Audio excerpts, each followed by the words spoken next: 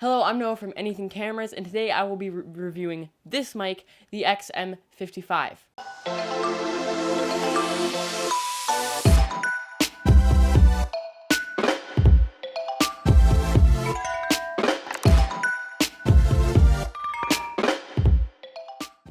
The audio you hear in this video is all recorded with this mic and this mic only.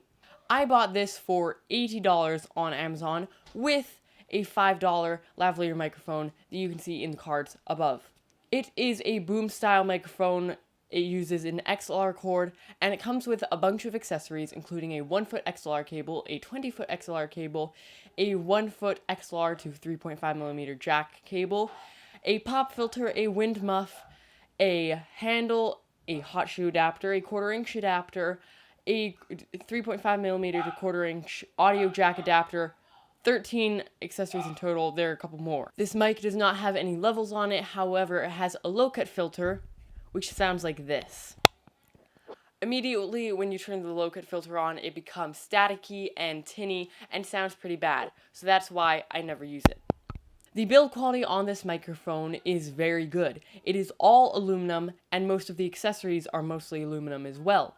The cords are nice and thick, meaning fast transfer rates, and a durable cord. So there are a lot of pros to this microphone, including the price, the accessories, the build quality, and all of those are great, especially considering the price.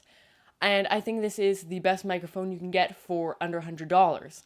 However, there are a couple flaws. First of all, the low-cut filter. You already heard what that sounds like. It sounds pretty terrible. And another thing is the jacks on the cords, they're a little bit noisy. If they're moving around a lot, then you'll hear some static in the audio, but it's not a big deal. Especially if you just have the microphone on top of the camera with the one cord, or you're shooting in a studio setup like we are, and the cords are not moving, it's going to be fine.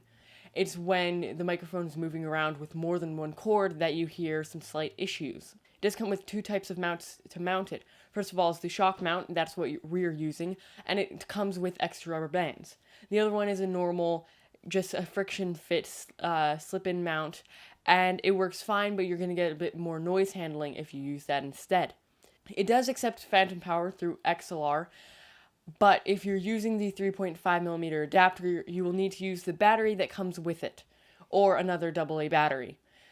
So far, I have noticed that the battery life is good. I haven't changed the battery in about a week, and I've accidentally left it on for a few hours at a time. Unfortunately, there is no battery indicator, so it could be about to run out at any minute.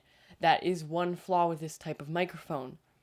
However, as long as you are diligent about changing the battery and making sure the microphone is on when you need it to be, it will be no problem. It comes in this nice hard case that has foam padding in the middle, providing lots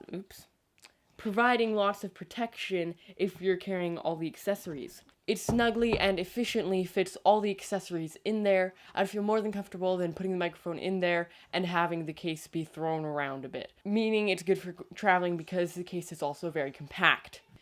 I really like the quality coming out of this microphone, and I really do think it's the best microphone you can get for $100. I would recommend this microphone to anyone who wants a boom style microphone, who are not going to be vlogging very much and will mostly be filming in a studio setup like this. If you're vlogging, try something like the Rode Mini mic. So, thank you for watching. Tell me what you think of the microphone in the comments below. Subscribe, and I will see you next time.